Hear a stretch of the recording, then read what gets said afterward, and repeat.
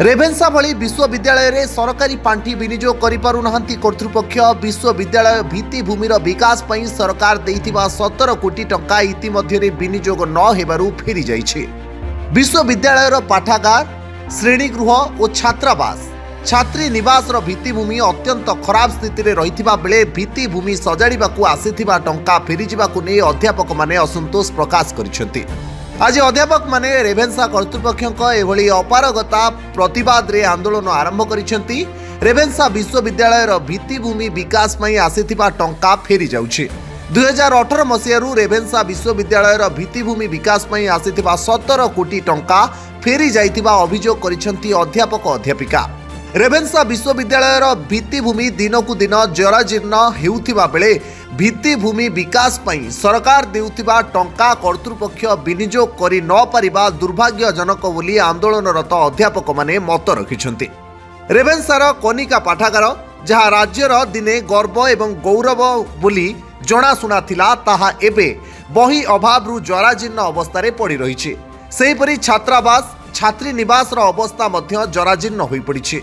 एपरिक अधिकांश श्रेणीगृह मरामती अभावरू विपद संकुल अवस्था रही। एभली परिस्थिति रे विश्वविद्यालय उन्नयन पई आसीथिबा टंका फेरी जिबाकू नै अध्यापक अध्यापिका आंदोलन आरंभ करिसेंति। अन्यपटे रेभेन्सा कर्तृपक्षक प्रतिक्रिया मिली पारि नाही। देखंतु आमे जेते दिन हेलानी गवर्नमेंट टंका दउची किंतु जदि आमे खर्च करि पारुनी आ टंकाटा फेरी जाउची ताहाले एठी आमे दायी रहउछु। तो आमे सेहिति पई एते लाइब्रेरी किनिबा पई टंका अछि एवं आपनकर पीएम उषा जोटा आमे सब कंपोनेंट कहउछु सेमिनार सिम्पोजियम करिया पई टंका अछि। जदि आमे मार्च 31 सुधा खर्च करूनु ताले टंका फेरी पळेइबो।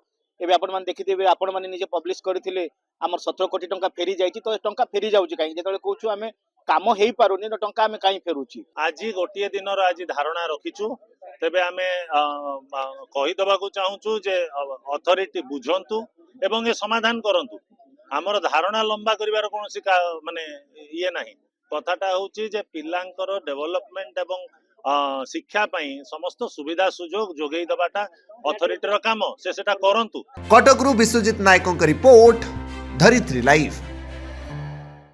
एई भिडियोटी आपनकु केमिति लागिला कमेंट करि जणांतु। धरित्री लाइव रो यूट्यूब एवं फेसबुक चैनल को सब्सक्राइब करंतु। अधिक खबर पई लॉगिन करंतु www.dharitri.com।